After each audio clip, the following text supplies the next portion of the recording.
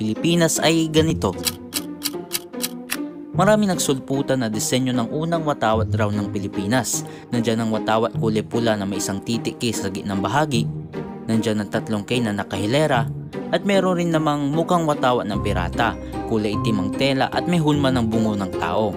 Ang lahat ng ito ay kasinungalingan. Sa katunayan, ang mga watawat na ito ay watawat lamang ng isang organisasyong grupo na lumaban sa Kastila noong himagsikang Pilipino. Tama nga naman na bago pa iwinagayway ni Presidente Emilio Aguinaldo ang unang watawat ng Pilipinas sa Kawit, Cavite ay meron pang nauna. Pero bago natin talakayin kung ano talaga ang itsura ng unang watawat ng Pilipinas, mas mainam siguro na pag-aralan muna natin kung ano nga bang ibig sabihin ng mga watawat ng organisadong grupo na lumaban sa Kastila. Ang kauna-unahang watawat ng Katipunan ay ang gawa ni Gregoria de Jesus o mas kilala sa tawag na Oryang, asawa ni Andres Bonifacio. Sa pagkakatatag ng Katipunan, hiniling ni Andres Bonifacio sa kanyang asawa na si Gregoria de Jesus na lumikha ng isang watawat para sa kanyang lipunan. Si Gregoria de Jesus ay gumawa ng isang simpleng pulang watawat na nagdadala ng pagpapaikli ng lipunan, puting 3 K at nakaayos na pahalang sa gitna. Ito ang naging watawat ng unang Katipunan. Maliban sa gawa ni Andres Bonifacio, may ilang miyembro ng Katipunan na gumagamit ng ibang mga disenyo ng watawat. Nandiyan ang 3 K na nakaayos sa anyo ng isang tatsulok at ang ilan na may gumamit ng isang pulang bandila na may isang titik K lamang. Susunod na rito ang watawat ng magdiwang at magdalo functions. Ang watawat ng magdiwang. Nang sumiklab ang Rebolusyon Pilipino laban sa Kastila, ang paksyon ng magdiwang ng Katipunan na pinamamahalan sa lalawigan ng Cavite sa ilalim ng Mariano Alvarez ay nagtaguyod ng isang watawat na binuo ng isang pulang estarandante na may isang puting araw kasama ang baybayin na titik K sa gitna.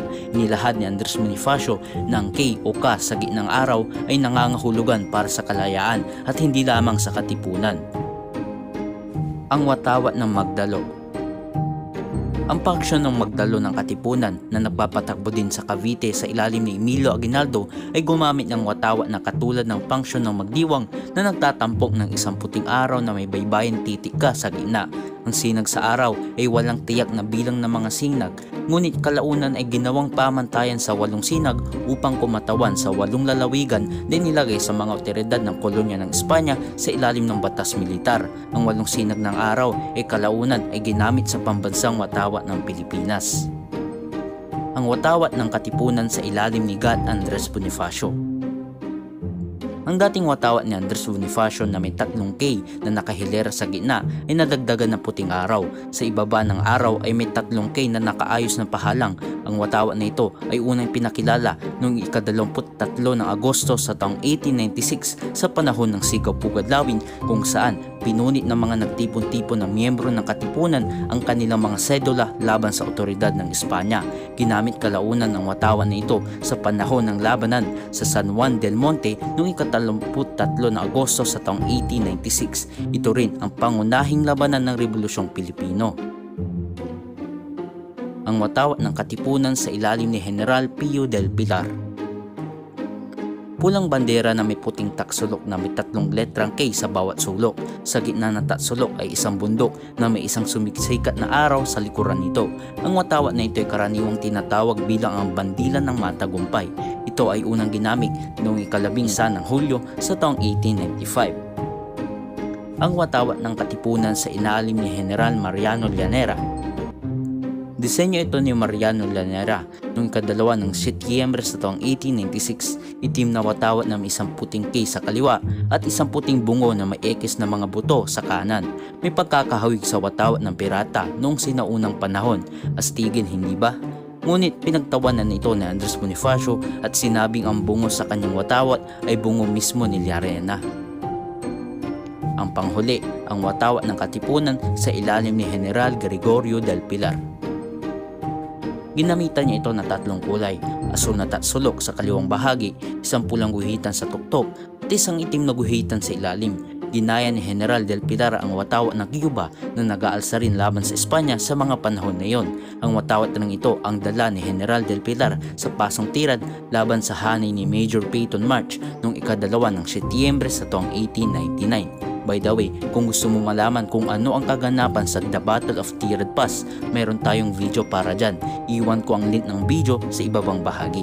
Ngayon na natakalakay na natin ang watawat ng mga katipunan, ano nga ba ang tunay na itsura ng kauna-unahang watawat ng Pilipinas? Matatandaan isa sa mga kondisyon sa Republika ng Biak na Bato ang pag-exile ni Ginoong Emilio Aguinaldo sa Hong Kong kapalit ng 800,000 piso. Dito, sa utos at sa disenyo ni Emilio Aguinaldo, tinahin ni na Marcelia Agoncillo at ang kanyang anak na si Lorenza Agoncillo at si Delfina de Hermosa de Natividad sa Hong Kong. Noong 19 ng Mayo sa taong 1898, bumalik si Emilio Aguinaldo sa Pilipinas mula Hong Kong, dala ang unang watawat ng Pilipinas. Ito ang itsura ng kauna-unahang watawat ng Pilipinas. Ito ay merong kulay asul na simbolo bilang pagkamakabayan, pula, kumakatawan bilang katapangan at dugo na inalay para sa kalayaan sa bansa at puting tatsulok bilang kapayapaan, kadakilaan at pagkakapantay-pantay.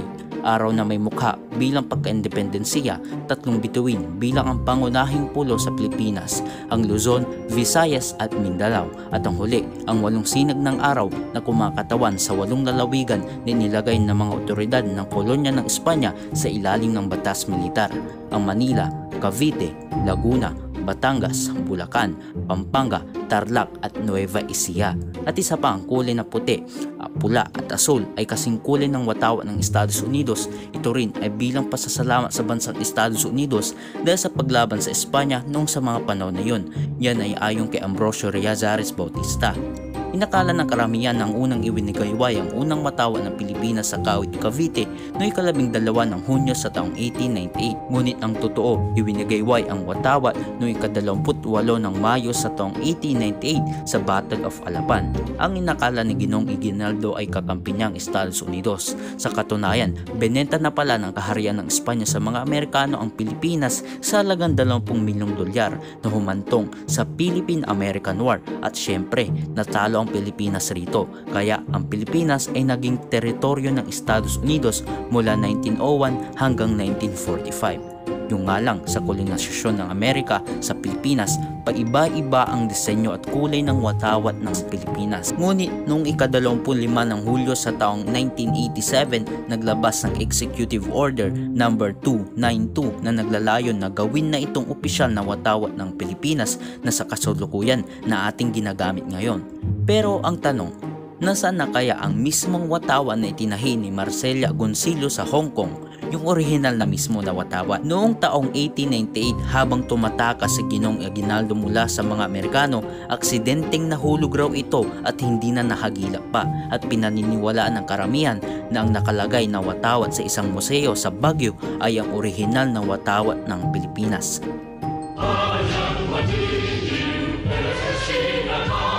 Pero kung orihinal man o hindi ang sa Baguio, ang ating watawat ay dapat na ginagalang. Hindi lang ito simpleng kapiraso ng tela. Nandito ang sakripisyo ng ating mga bayani noong himagsikang Pilipino laban sa mga dayuhang mananakop para makamit ang kalayaan. Sabi nga sa palabas ng General Luna, mas magandang mamatay sa digmaan kaysa tanggapin ang pamumuno ng mga dayuhan. At yan nga ang kasaysayan ng ating pinakamamahal na watawat, ang watawat ng Pilipinas.